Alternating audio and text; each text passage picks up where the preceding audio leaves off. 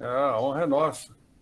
Amigos aí de Cachoeira de Macacuda, Centro Espírita Cachoeirense, mais uma vez o nosso agradecimento formal pelo honroso convite. Nós estamos mais uma vez aqui, trazendo algumas informações acerca do trabalho que nós estamos desenvolvendo há 43 anos no lar de Frei Luís, e agora através do nosso sétimo livro, né, a denominação de Câncer, aspectos históricos, científicos e espiritualistas.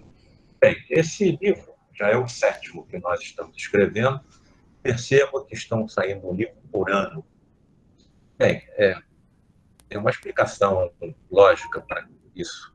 Se você vai acumulando, através de estudos e pesquisas, e principalmente testemunhos, fenômenos mediúnicos e de todas as qualidades, de todas as formas, culminando com os fenômenos de teletransporte e materialização de espíritos, você tem a matéria para continuar escrevendo até mais de um livro por ano.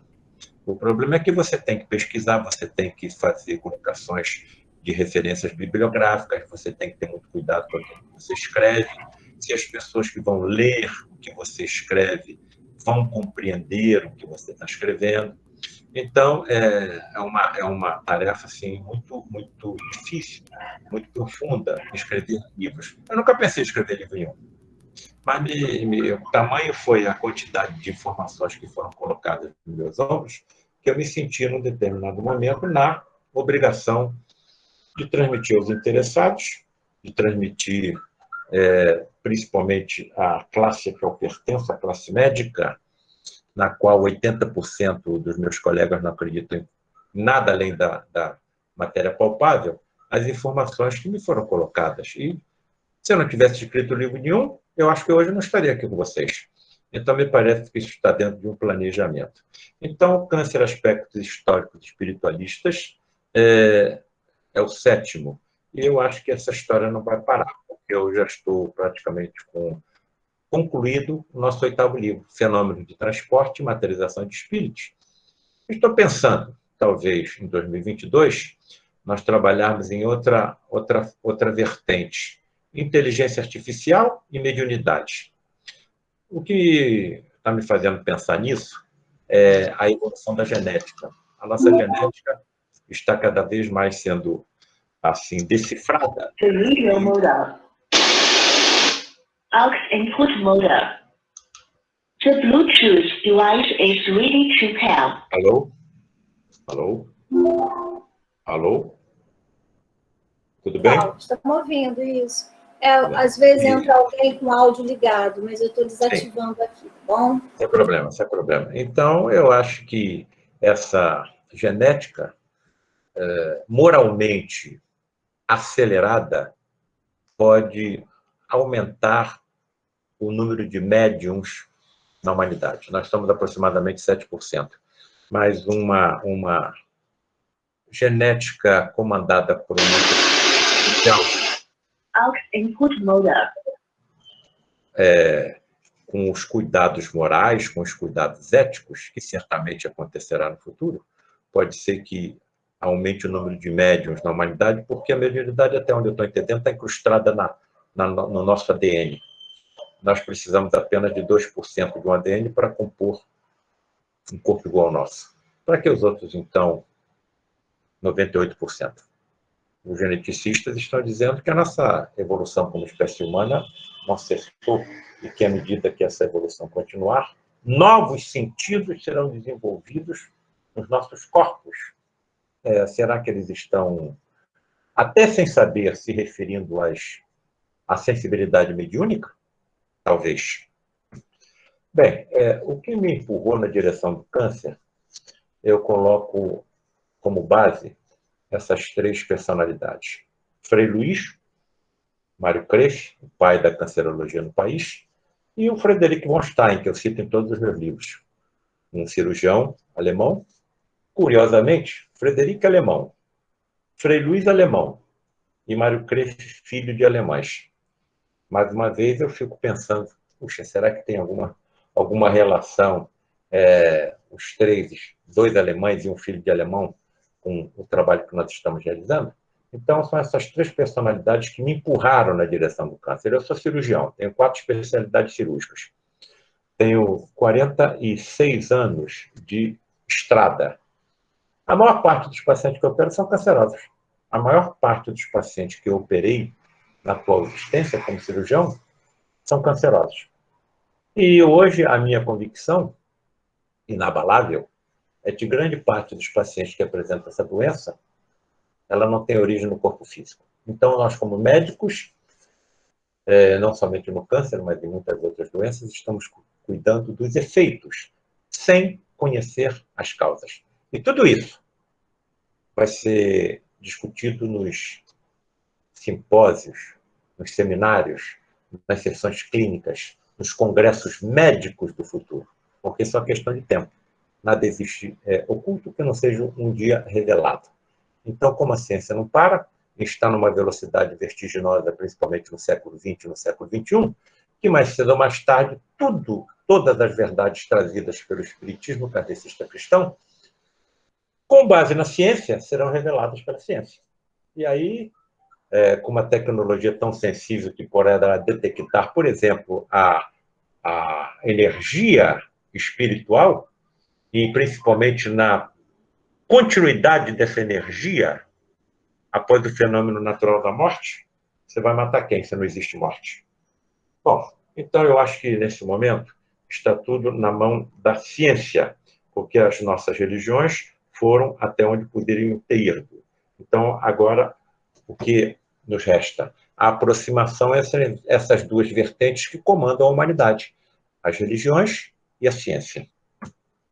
Bem, aqui está o paradoxo de Epicuro, que eu coloco já na introdução desse livro. Epicuro, filósofo grego antigo, viveu entre 341 a talvez 271 a 270 a.C. E aqui está o paradoxo dele. Se Deus existe, então por que o sofrimento e o mal existem? Aqui está uma das principais razões que afastam as classes eruditas dos tempos. Se Deus existe, por que existe tanto mal na Terra, na humanidade? Por que existem as guerras? Por que pessoas inocentes sofrem? Por que crianças pobres morrem de fome? Por que existe o câncer? Onde estaria Deus diante de toda essa situação? Então, esse é o paradoxo de Epicuro. Bem, dentro dessa apresentação histórica, que o livro também coloca, nós colocamos aqui por que o caranguejo é o símbolo do câncer. Porque os nossos antigos, não é? Os antigos, talvez nós próprios, perceberam que alguns prolongamentos dos tumores malignos se assemelhavam às patas do caranguejo. Então, havia uma região central, que era o tumor primário, onde a doença começava, e através desses prolongamentos, que são as invasões dos tecidos adjacentes ao tumor, os antigos compararam as patas do caranguejo. Então, esse é o motivo pelo qual o caranguejo permanece até hoje como símbolo da doença chamada câncer. Olha, a ciência está me dizendo que essa doença começa em uma única célula. Esta doença começa em uma única célula. Existem variações em relação ao número de células componentes de um corpo humano. Eu tenho pesquisado e estão variando de 10 trilhões até 100 trilhões de células em um único corpo. Evidentemente, de acordo com a massa material, a massa física de cada corpo. Amigos, se essa doença começa em uma única célula, eu teria, então, trilhões de possibilidades de ter o câncer. Então, por que somente 40% da humanidade é acometida pela doença? Se eu tenho tantas probabilidades, já que a doença começa em uma única célula, toda a humanidade era para ter câncer. E o que a ciência está me dizendo? Que não são, ou não é qualquer célula do nosso corpo que é atingida pela doença. Quem é atingida pela doença e se transforma numa célula cancerosa são as chamadas células tronco adultas. Todo tecido, todo órgão apresenta células tronco adultas.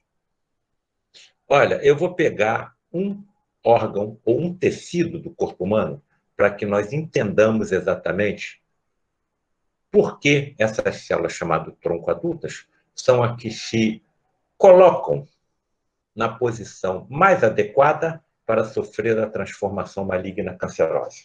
Eu vou pegar a medula óssea. Todas as células que são encontradas nos nossos exames de sangue, ou seja, as células do sangue periférico, todas as células têm uma única origem. A origem é a célula tronco existente na medula óssea. Então, essa célula se divide em duas filhas. Se divide em duas filhas, uma e duas.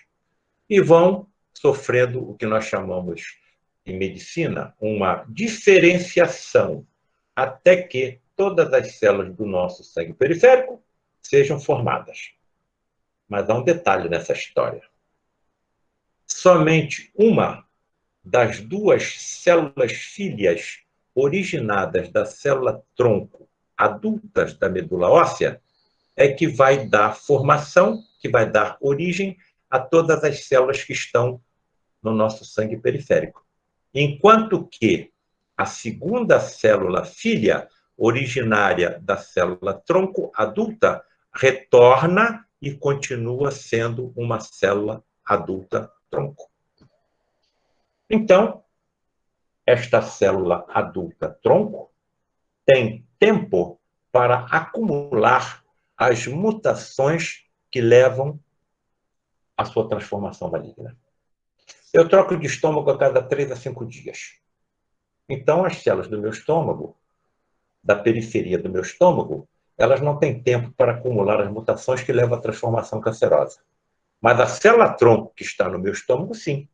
Então, as características dessas células tronco são duas, que facilitam, que colocam na posição para a transformação maligna. Primeiro, longevidade. Se tem longa vida, podem acumular as mutações. Segundo, alto poder mitótico, ou seja, alto poder de divisão celular. Alto poder de divisão celular. Então, aqui está a explicação do porquê somente 40% da humanidade desenvolve a doença. Então, não são trilhões de probabilidades. Estima-se que para cada uma célula tronco, eu posso ter em cada tecido ou órgão 25 mil ou mais células que não são tronco. Então, essas 25 mil não têm longevidade e nem têm a característica da mitótica, da divisão. Então, elas não têm, assim, tempo para a transformação maligna. Então, as células tronco adultas, sim. Curiosamente, os tecidos tumorais também apresentam célula-tronco.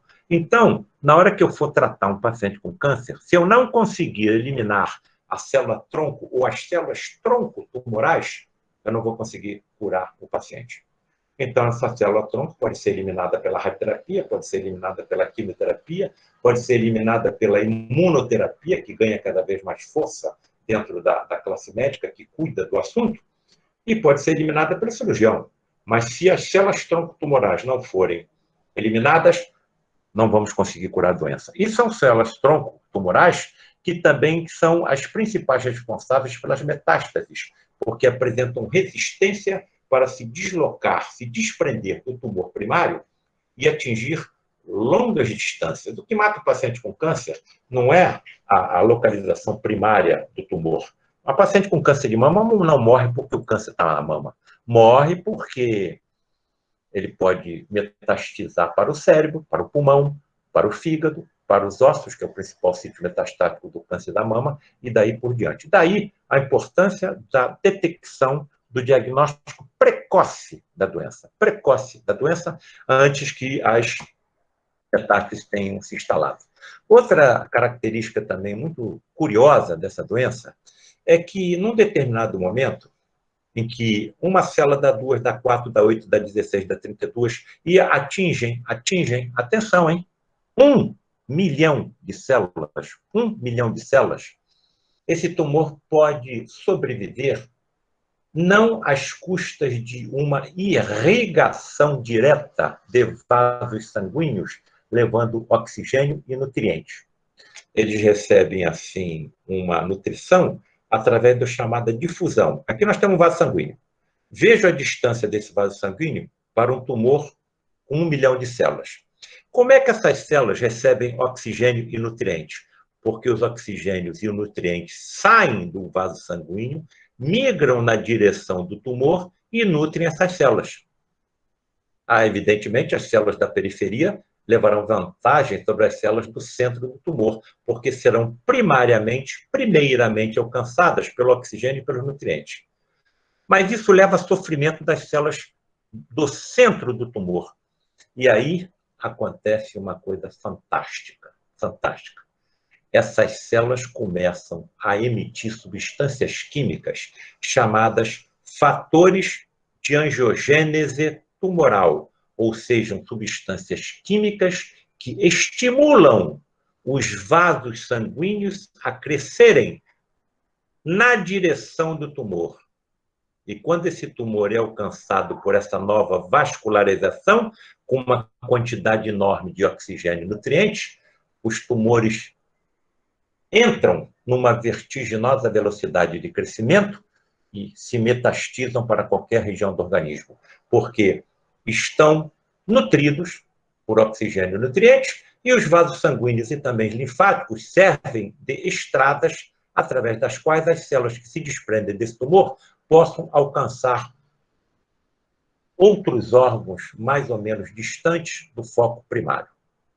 Olha, as células da parede dos nossos vasos sanguíneos se dividem aproximadamente a cada 300 dias. Quando são atingidos por essas substâncias químicas chamadas fatores de angiogênese tumoral, passam a se dividir a cada 3 dias, ou seja, 100 vezes mais rápido. E ainda são atraídas de forma quimiotáxica, né? Através de substâncias químicas colocadas entre o tumor e os vasos sanguíneos, que puxam os vasos sanguíneos na direção do tumor. É impressionante a biologia do câncer. É impressionante a biologia tumoral. E nos faz, assim, pensar na possibilidade de uma inteligência maligna estar por trás de toda essa história. Bem, observe, então, o que acontece. Se eu pudesse diagnosticar todos os tumores nessas fases iniciais, eu curaria todos os pacientes. Mas, se eu diagnostico depois que eles passam a ser nutridos diretamente pelos vasos sanguíneos, a probabilidade de cura diminui. Agora, no passado, isso era muito pior. Eu estou há 46 anos na estrada. Então, a situação hoje, em decorrência do conhecimento biológico cada vez mais profundo do câncer, é bem diferente do quando eu comecei, em 1975. Então, eu vejo que muitos desses tumores avantajados, crescidos, desenvolvidos, estão regredindo através dos medicamentos. Então, os oncologistas clínicos, através da quimioterapia, através das terapias assim, imunológicas, estão reduzindo tumores que, quando eu ingressei nessa estrada, eram inoperáveis. E muitos desses pacientes eu estou recebendo de volta depois de ter sido encaminhados ao oncologista clínico sem doença. E parece que, se nós interpretarmos isso pela visão espírita, estejamos alcançando merecimento para que todas essas revelações cheguem até nós. Aqui estão os principais agentes cancerígenos que também são colocados. O tabagismo, a principal causa evitável do câncer da civilização moderna, porque no tabaco queimado existe uma substância química chamada 3,4-benzopireno, um dos maiores cancerígenos químicos que a ciência conhece. As radiações solares, principalmente em indivíduos de pele clara, em que as radiações ultravioletas, principalmente do tipo beta, levam a mutações das células da nossa pele. Todos nós sabemos que a ingestão do álcool em quantidades assim preocupantes pode levar também à transformação maligna. E uma coisa muito curiosa, a ingestão de carne vermelha. A carne vermelha apresenta uma substância química chamada radicais livres de oxigênio. São partículas com segundos de vida, mas esses segundos são suficientes para promover alterações no ADN das nossas células. Olha, existe uma passagem no livro da André Luiz que diz o seguinte: dia virá em que os estábulos serão tão sagrados quanto os lares, quanto o lar. Todos nós sabemos, que estamos aqui hoje reunidos, que o nosso princípio vital veio evoluindo através dos reinos. Reino vegetal, reino animal, inclusive houve algum período de organização até no reino mineral. Então, os animais são nossos irmãos inferiores. Eu estava assistindo um dia desse a apresentação da doutora Isênia, e ela fez uma colocação muito interessante. Ela fez a pergunta assim para quem estava lhe entrevistando. Quanto quilos o senhor pesa? Aí ele respondeu, peso 90 quilos. Ah, sim. E você tem ideia de quanto pesa, qual é o quilo do peso de um boi, de uma vaca? Ah, provavelmente 400 quilos, 500 quilos. Curiosamente, o boi, a vaca e o porco não comem carne. E não falou mais nada. Não comem carne. Então, nós não necessitamos da carne animal. Nós não necessitamos da carne animal. Tanto é que existem pessoas que são vegetarianas e vivem uma vida absolutamente normal. Então, quanto está sendo agora devastado na natureza, como, por exemplo, na floresta amazônica, no Pantanal, no Mato Grossense, simplesmente para serem transformados em pastos? Qual é a situação das fezes bovinas e de outros animais na alteração do clima da Terra, como, por exemplo, na elaboração ou no desprendimento do metano dessas substâncias orgânicas? Então, me parece que isso tudo será diferente quando o nosso planeta subir de degrau e se transformar num planeta de regeneração. E nós sairmos da estaca em que nos encontramos de um planeta de provas e expiações. Eu tenho absoluta certeza de que cada um de nós que transitasse por um matadouro, ali não conseguiria ficar. E eu lembro aqui a figura de Jesus, que nasceu numa manjedoura, cercado de animais. Outro fator também importante é a obesidade. A obesidade também pode ser um fator importante no aparecimento da doença maligna. Vejam quantas doenças poderiam ser evitadas com laringe. Uma das principais causas do aparecimento do câncer da laringe é o tabagismo. Pulmão. Se nós não tivéssemos tabagismo na face da Terra, nós reduziríamos o aparecimento do câncer da laringe em 86%, no câncer do pulmão em 85%, no câncer da cavidade oral em 75%, do esôfago por 65%, porque as partículas cancerígenas são deglutidas com a saliva. Então, o paciente vai ter mais câncer de esôfago, pode ter mais câncer de estômago. Como elas são eliminadas pela urina, ele pode ter mais câncer de bexiga. Então, nós fazemos uso de uma série de substâncias que nós sabemos que são nocivas, e fazemos. Ô, Paulo César, preste atenção aqui. Tudo é criado por Deus, não é? Sim. Por que Deus, então, permite que exista o tabaco na Terra? Porque ele é utilizado na fabricação de medicamentos. Nós é que desvirtuamos a utilização dessas substâncias. Nós é que desvirtuamos. Mas existe a parte espiritualista, não é? Essa imagem me acompanha desde 1983. O Rubim já viu essa imagem. Isso foi publicado no jornal o Globo em 1983. Esse indivíduo foi envolvido num escândalo. O jornal o Globo foi até o local onde ele se encontrava para entrevistá-lo e fez uma matéria com ele no momento que ele estava fumando. A reportagem não tinha nada a ver com câncer, não tinha nada a ver com tabagismo, não tinha nada a ver com saúde. Curiosamente, na imagem que aparece nessa foto, a fumaça molda uma cabeçorra, como se estivesse abocanhando a cabeça do fumante. 2 dentes incisivos, um nariz com asa do nariz e tudo, um olho, uma sobrancelha, uma orelha e uma vasta cabeleira. Bom, pode ser obra do acaso? Eu não acredito no acaso. Mas poderia. Se essa fotografia fosse feita alguns segundos antes ou depois desse momento, nada apareceria. Então, você pode interpretar como acaso, ou então você pode perguntar a alguém como o médico que vos fala, que tenha participado durante 40 anos de sessões de teletransporte e materialização de espírito, se ele teria uma outra interpretação. Eu colocaria uma interpretação segunda para a reflexão de todos que estamos acompanhando. Esse indivíduo pode ser um médium de efeitos físicos, e as moléculas de ectoplasma que dele se desprenderam moldaram a silhueta de um espírito que o acompanhava.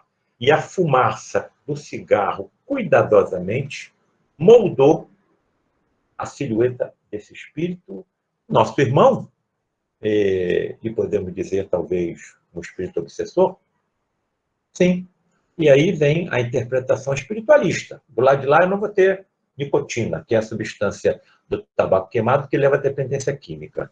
Eu não vou ter crack, eu não vou ter maconha, eu não vou ter ópio, eu não vou ter álcool. Então eu posso estar, porque são as descrições trazidas pelos nossos amigos através das informações mediúnicas confiáveis, que o desespero de não ter essas substâncias para aliviar a nossa tensão, a nossa angústia, é pior do que quando nós estamos encarnados.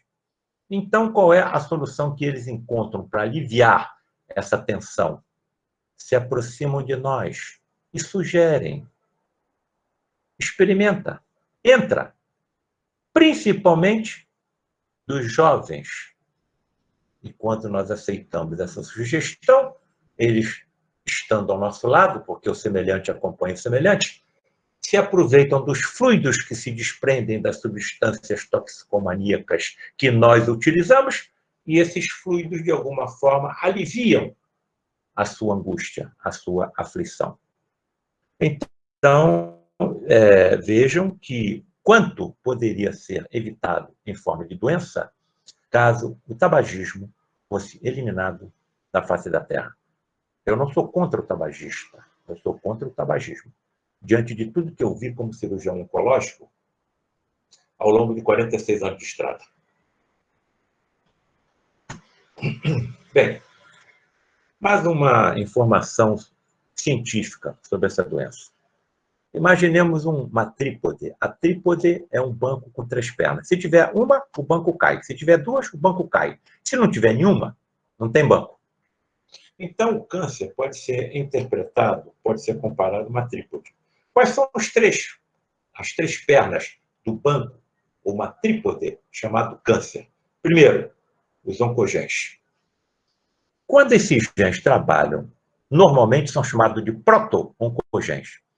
Quando se mutam e passam a trabalhar errado, são chamados oncogenes. Quando é que esses proto-oncogenes atuam de forma acelerada? Na vida embrionária. Então, estimulam freneticamente a divisão das células. Lembrem que a velocidade de crescimento de um embrião se assemelha à velocidade de crescimento de um tumor. Só que no embrião, no feto, o proto-oncogene está agindo corretamente. Quando ele está agindo errado, ele é chamado de oncogene. Então, está aqui a nossa primeira perna da nossa trípode.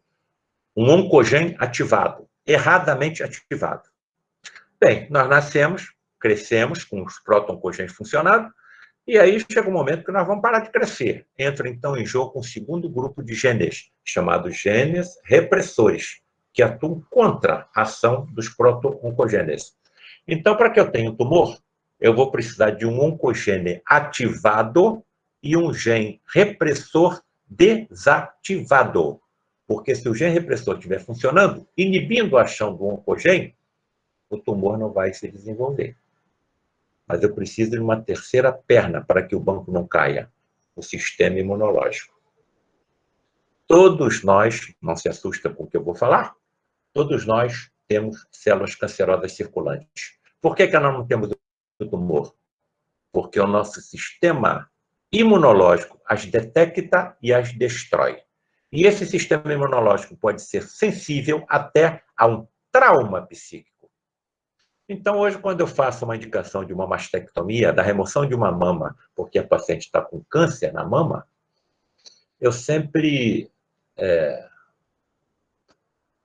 encaminho a paciente para uma avaliação com o cirurgião plástico, que é diferente ela acordar sem uma das mamas e acordar com a sua mama que eu removi, reconstruída pelo plástico. Então, o seu sistema imunológico se mantém alto, se mantém atuante. Então, até um trauma psíquico pode promover uma depressão desse sistema imunológico, permitindo que uma dessas células cancerígenas escape. Mas por que fetos, crianças, indivíduos cuidadosos com seu corpo físico também contraem a doença? Volto, então, ao paradoxo de Epicuro. A criança nem nasceu, nós estamos vendo o desenvolvimento de tumores malignos em crianças ainda no ventre materno. Onde é que está Deus aí? Está passeando? Está distraído? Está dormindo? Então, se você não tem uma explicação lógica e racional para isso, como é que eu vou convencer um colega médico de que Deus existe? Se eles enfrentam doenças e mais doenças ao longo das suas vidas que não têm explicação ou não têm coadunação com a existência de um ser infinitamente perfeito em tudo. Onipotente, onipresente, onisciente, infinitamente justo, infinitamente bom, infinitamente sábio. Então, como é possível a existência de um ser desse que permite que uma tragédia biológica aconteça, por exemplo, numa criança que nem nasceu? Então, nós estamos aqui no meio dessa encruzilhada. Essa encruzilhada está formada pelas religiões e pela ciência. O que é que me tirou dessa encruzilhada? Os fenômenos de teletransporte e materializações, em que eu passei a ter contato com médicos desencarnados. Atenção, aqueles que estão me ouvindo pela primeira vez, que estão ouvindo pela primeira vez o termo teletransporte e materialização de espíritos. Se os senhores e as senhoras estiverem em uma sessão em que isso aconteça, todos os que ali estão verão uma entidade materializada, independente do corpo do médium. Ela não está encarnada no médium, nem está incorporada. O médium está em transe mediúnico dentro de uma cabine e a entidade materializada sai da cabine, com manipulação de tremendas quantidades de energia, que eu estou colocando mais profundamente no 8º livro a ser lançado, provavelmente, nesse ano, de 2021, em que eu estudo os fenômenos de teletransporte e materialização de espírito. Por que eu estou falando em teletransporte? Porque quando eu desencarnar, o meu espírito, até onde eu entendo, vai ingressar no universo, mas com a manipulação de tremendas quantidades de energia, principalmente provenientes dos médios de efeitos físicos, mas também de outras fontes, como as fontes da natureza. Árvores, flores, folhas, animais, assembleia que acompanha o médium em tais reuniões, tudo isso doa energia também. Espíritos desencarnados que vivem no universo paralelo a esse podem, de lá para cá, se teletransportar e se materializar, com seus perispíritos sendo cobertos por moléculas do ectoplasma, que é a substância energética que se desprende pelos orifícios naturais do corpo desses médiuns.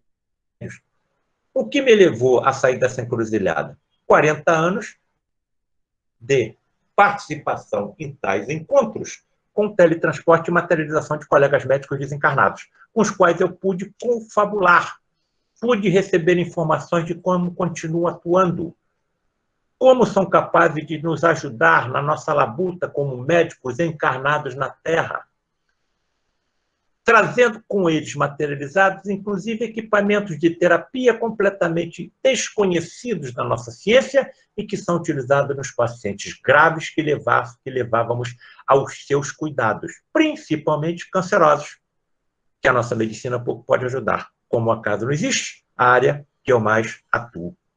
O acaso, para mim, não existe há muito tempo. Bem, então, aqui está a teletransposição universal e materializadora de espíritos, que eu acho que foi o que aconteceu com Jesus, depois de ter o seu corpo quase estraçalhado por todas as torturas que ele sofreu até a sua desencarnação, confessada por ele próprio. Senhor, em suas mãos entrego meu espírito. Quem é que vai acreditar? Qual médico? Estou todas as pessoas, estou falando médico.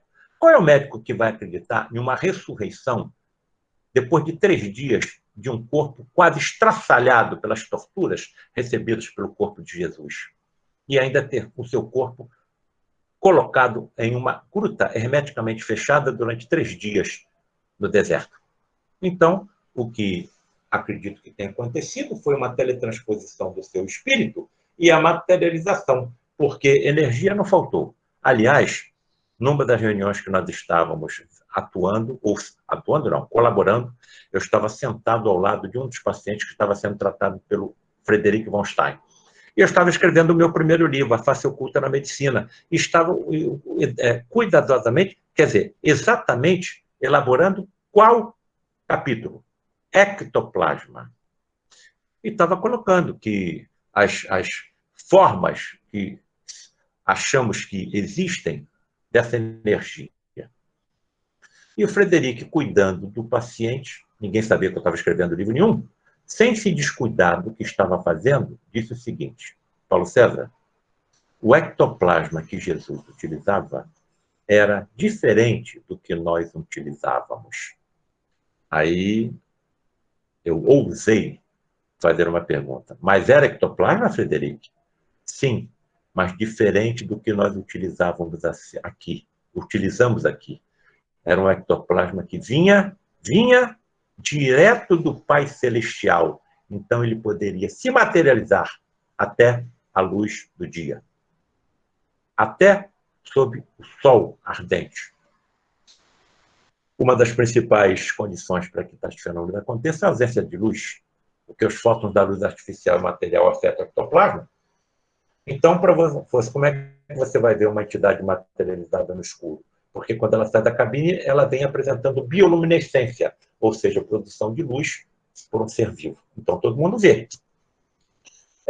Se as energias eletromagnéticas luminosas do nosso universo afetam o ectoplasma, por que as energias eletromagnéticas luminosas que se desprendem do corpo da entidade materializada não afetam? Eu só tenho uma explicação. Apresentam propriedades físicas e químicas diferentes do universo que nós habitamos. Então, eles são provenientes de um universo paralelo ao nosso. Bem, aqui está uma série de grandes nomes da ciência que estudaram os fenômenos, inclusive prêmios nobres, como Charles Richer, né?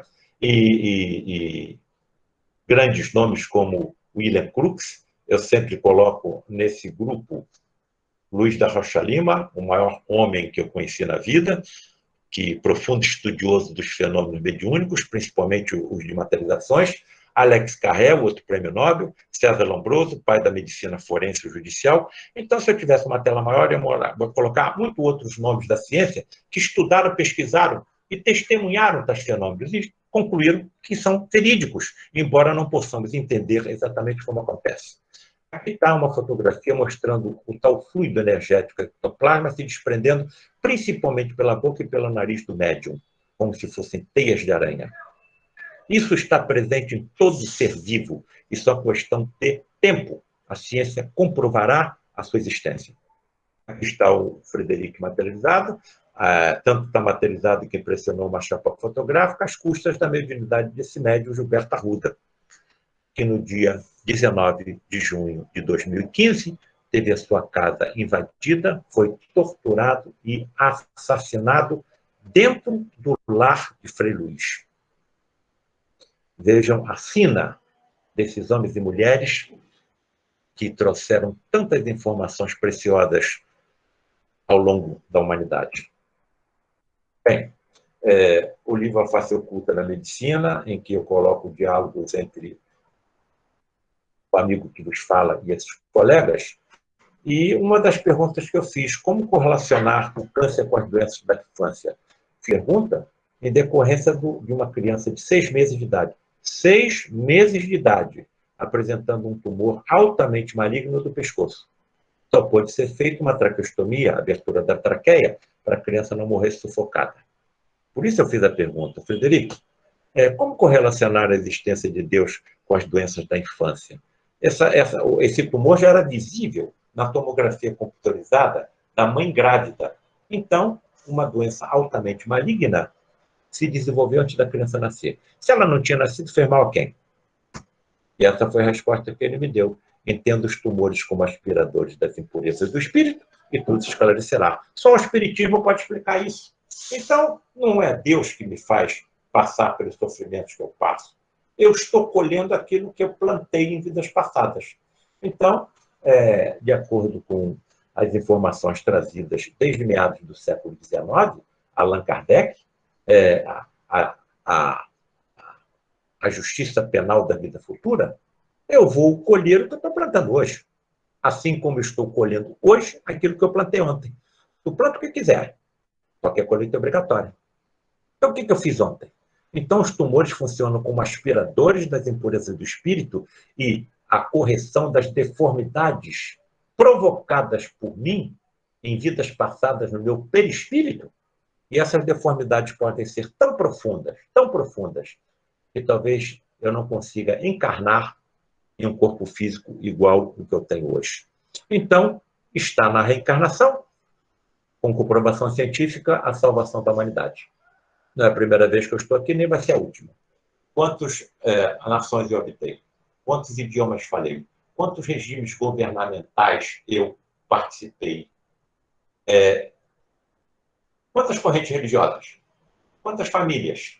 Quantas etnias eu pertenci?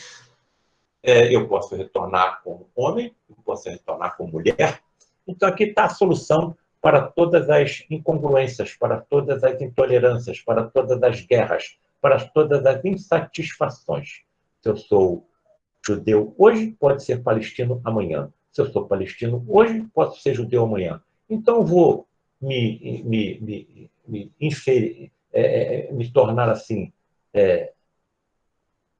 como diria, assim, intolerante quanto o próximo, por quê? Se amanhã eu posso estar na mesma situação. Bem, então essa é a lei imutável da ação e reação. Então não é Deus que promove as doenças, que promove o sofrimento, somos nós. Por isso estamos habitando ainda um planeta de provas e expiações em vias de subida de degrau. E me parece que estamos, muitos de nós, tendo a última oportunidade de aqui permanecermos. Porque se continuarmos com os equívocos que sempre cometemos em vidas passadas, o peso específico do nosso perispírito não se coadunará com o peso específico da psicosfera de um planeta de regeneração. Então, provavelmente, eu terei que continuar reencarnando em planetas de provas e expiações, que também podem ser considerados como uma grande escola de aprendizado para o espírito. Nessa formatação orgânica, comandada pelo nosso perispírito, que essas alterações, que essas deformidades, que essas impurezas se alocam. Isso foi revelado em meados do século XIX, Allan Kardec, e está sendo estudado pela ciência através de outro nome, campos morfogenéticos. Aos poucos, a ciência vem se aproximando das verdades trazidas pelo Espiritismo. E já caminhando para o término da nossa apresentação, olha aí, meu amigo Rubim, você conhece essa criança, né?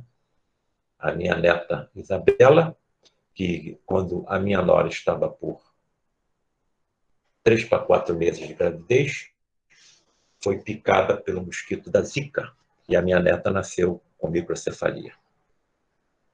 Bem, a criança não anda, a criança não fala, a criança não senta, a criança não come, já vai fazer 6 anos e está com uma sonda no estômago para não morrer de fome. Olha,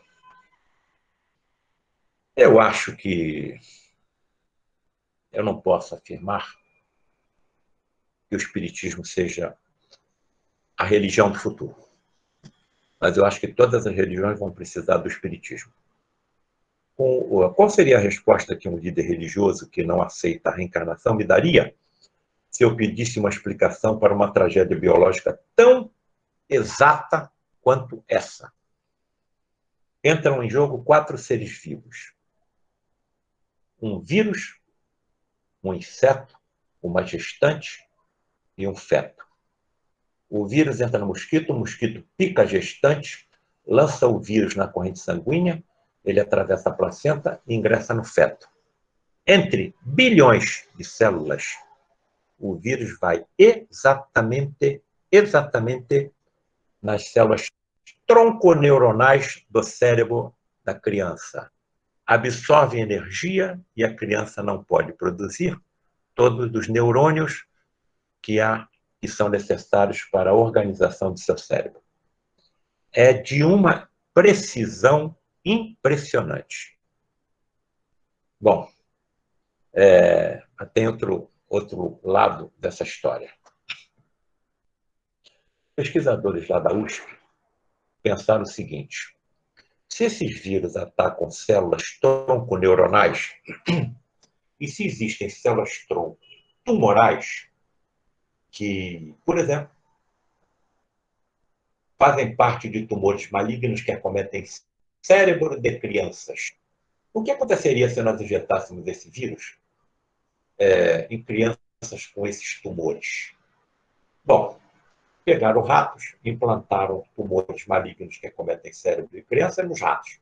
O tumor evoluiu, deu metástase óssea e eles injetaram o vírus da Zika nos animais. Então, o vírus da Zika está em vermelho. As células tumorais estão em azul. Os neurônios normais dos animais são verdes. O vírus atacou todas as células cancerosas, principalmente as células tronco-tumorais, e eliminou a doença. Tudo que é colorido é câncer. Então, implantaram no cérebro dos ratos um tumor maligno que acomete o cérebro de crianças e que deu metástases ósseas na coluna. Vamos injetar o vírus da Zika nesse animal e ver o que acontece. 1, 2, 3.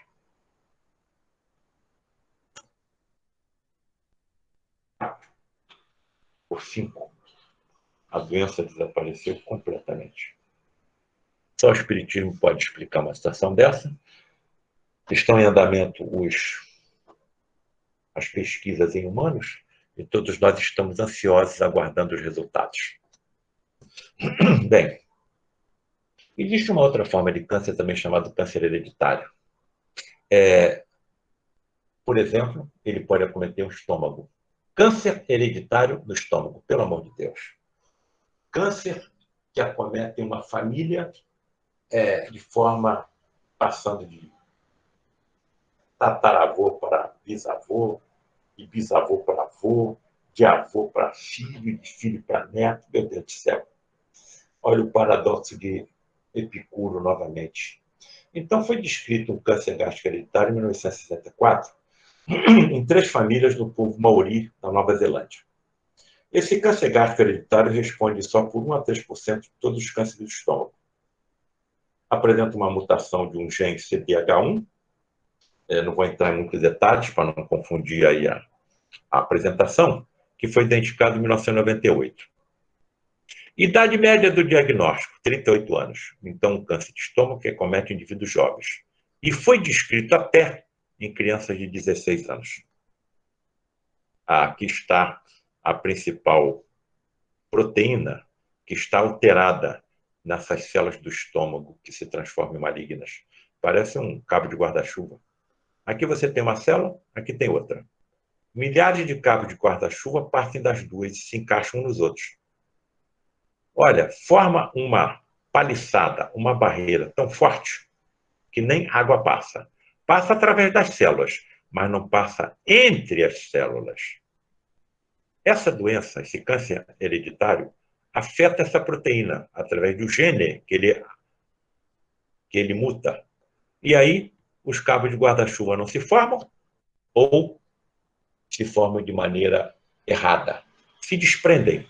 Então, o que acontece com a célula cancerosa que está sem os cabos de guarda-chuva, que as unem às outras células também cancerosas? Infiltra os outros tecidos. Olha um câncer não hereditário. Essa aqui é a superfície normal de um estômago. Né? Aqui está a superfície normal do estômago. Aqui nós temos um tumor maligno. Olha, aqui nós temos um tumor maligno hereditário. Observe que todas essas circunvoluções desaparecem, porque essas células, como se desprendem com facilidade, vão infiltrando toda a parede do estômago. Olha, esse foi o cientista que estudou essa doença. por incrível que pareça, ele percebeu em uma dessas famílias Maori, da Nova Zelândia, que 25 membros da mesma família tinham morrido pelo câncer gástrico hereditário ao longo de 30 anos. Voltamos ao paradoxo de Epicuro. Por quê? 25 membros da mesma família morreram pelo câncer gástrico hereditário ao longo de 30 anos. Por quê? Haveria algum processo kármico familiar coletivo relacionado com câncer gástrico hereditário?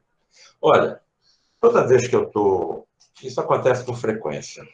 Eu estou trabalhando numa vertente para tender a entender cientificamente ou para tender a entender de forma racional e lógica a existência de um ser infinitamente perfeito em tudo e o sofrimento da humanidade.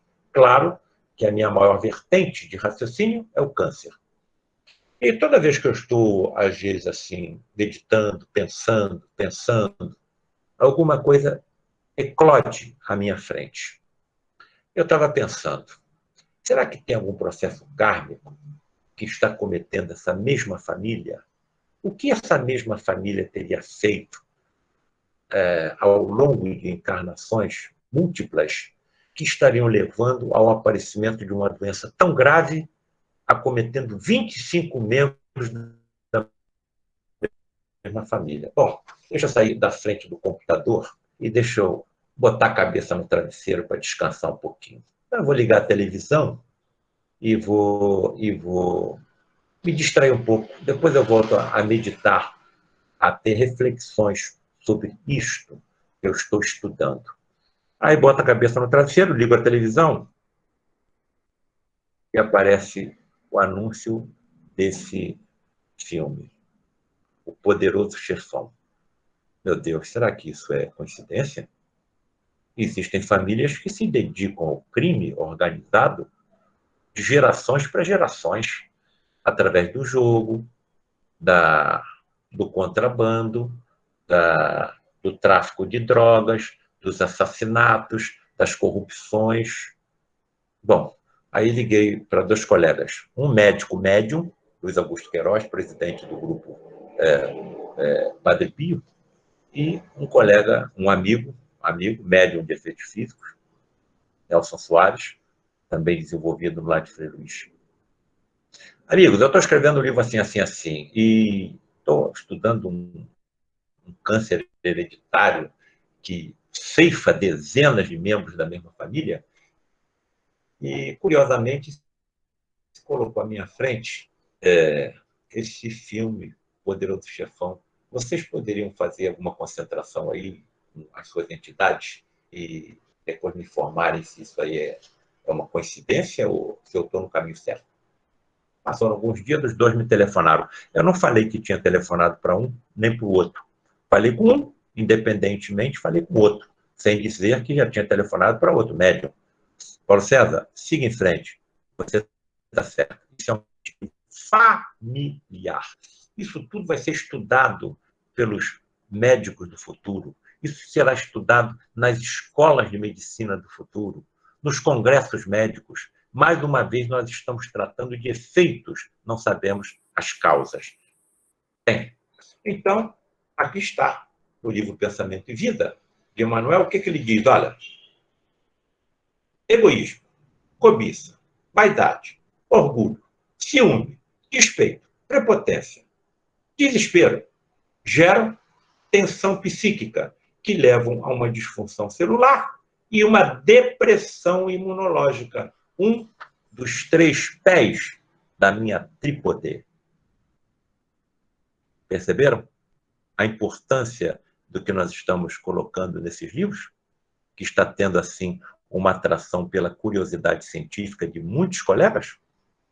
Sigamos em frente. Bem, espíritos decaídos materializados. Eu coloco aí uma história de que 7 fotografias no final da década de 70 e início de 80 foram materializados contra a sua vontade, daí o nome espíritos decaídos materializados, e fotografados. Vou mostrar uma fotografia. Lá, essas reuniões aconteciam aqui no meio dessa floresta, num dos santuários de materializações, e fiz o Santuário de Américo, que era um dos perseguidores do lar de Frei Luís no início, e que acabou sendo conquistado pelo amor de Frei Luís, e na ocasião o nosso presidente, em homenagem a ele, colocou o nome desse santuário como Santuário de Américo. E uma dessas fotografias, olha aqui o médium de efeitos físicos Ivan de Castro, em transe, eliminando o ectoplasma.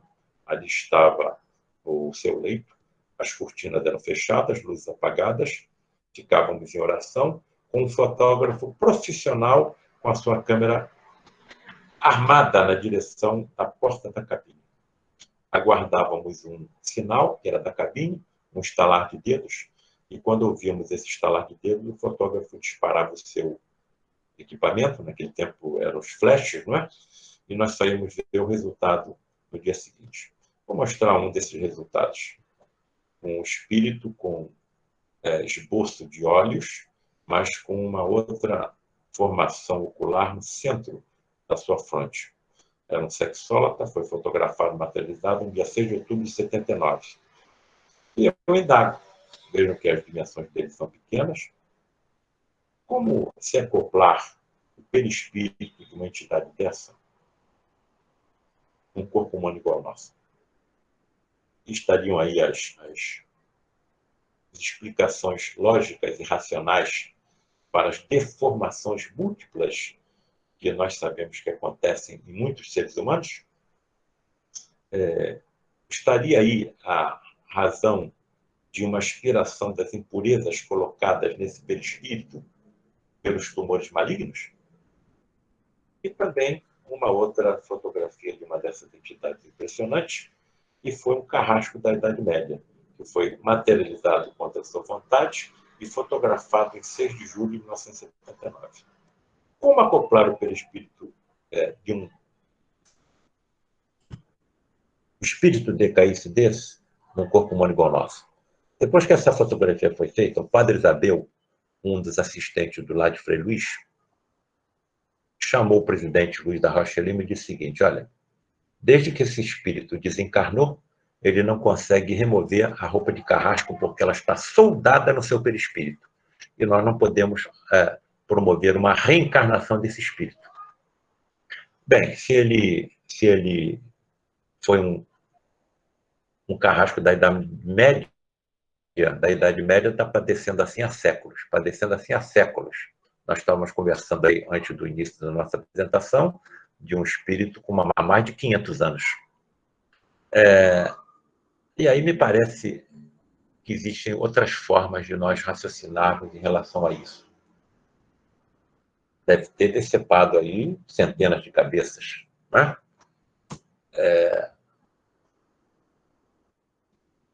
Se soubessem o que os aguardas estariam fazendo, o que estão fazendo, estão percebendo a importância das revelações trazidas pelo espiritismo kardecista cristão? Se soubessem o que os aguardas estariam fazendo, o que estão fazendo? Agora, existem outras formas de você descer para a cabeça. Aqui no Rio de Janeiro, nós estamos enfrentando uma terrível pandemia, com um número de mortes maior em todas as capitais do país, em que grande parte dos recursos destinados ao tratamento da doença foram desviados por aqueles que receberam a incumbência como secretário de saúde e outros postos de utilizar esses recursos em prol da saúde humana. Se eu faço o que estão fazendo, o que fizeram, quantas cabeças eu estou decepando? Estão percebendo a importância das revelações trazidas pelo espiritismo kardecista cristão? Se soubessem o que os aguarda estariam fazendo o que estão fazendo? Então eu estou colocando impurezas no meu perispírito, eu estou causando deformações no meu perispírito, então provavelmente eu precisaria de tumores malignos que aspirem as impurezas que eu estou colocando voluntariamente no meu perispírito. Então, mais uma vez, eu vejo a importância da ciência na revelação de todas essas verdades. E a única corrente religiosa que tem a ciência é o espiritismo kardecista cristão. O espírito é, assim, sempre o árbitro da própria sorte. Pode prolongar os seus sofrimentos pelo endurecimento no mal e pode abrandá-los ou abreviá-los por seus esforços para fazer o bem. Transcrição parcial do item 13 do Código Penal da Vida Futura, capítulo 7, de Céu e Inferno. E termino com a apresentação de Santa Ágata, a protetora das mastectomizadas, que foi a cirurgia que eu mais realizei na minha presente encarnação como cirurgião oncológico. Parece que Ágata era uma jovem de uma beleza venusiana. Despertava paixão em todo jovem que dela se aproximasse, mas rejeitava educadamente todas as propostas porque decidira se entregar ao cristianismo, que era uma crença absolutamente proibida no Império Romano na ocasião. E, como era de se esperar, despertou uma paixão descontrolada em Quintiniano, procônsul, governador da Sicília, no ano de 235. Como se sentiu rejeitado, foi tomado pelo despeito, não é? Pela incompreensão, pela não aceitação, e sabendo que ela era cristã, denunciou-a a Décio, imperador do Império Romano, entre 201 e 251 depois de Cristo. Bom, o que ele fez? Levou-a a julgamento. E Ágata, perante o juiz, negando-se a abandonar o cristianismo, foi condenada à morte. E olha a frase que o juiz, ao condená-la, lhe dirigiu. Não te envergonhas de rebaixar-te à escravidão do cristianismo quando pertences a uma nobre família? E recebeu de Ágata a seguinte resposta. Não te envergonhas de mutilar na mulher o que tua mãe te deu para aleitar? Por que ela deu essa resposta ao seu juiz que a condenou à morte? Porque a sentença na qual ela foi executada foi a extração de suas mamas com ferros em brasa. Por isso ela se tornou a mártir, a protetora das pacientes portadoras do câncer de mama que passam pelas mastectomias. Muito obrigado, amigos. Estamos aí à disposição para alguma pergunta que nós possamos responder. E, mais uma vez, muito obrigado pelo convite, pela atenção, pela gentileza e pela colaboração com a nossa regulação com o Espírito. Graças a Deus. Os interessados aí nos nossos livros, está aí os dois sites, tanto do Frei Luiz quanto a livraria Joana de Anjos. Imensamente grato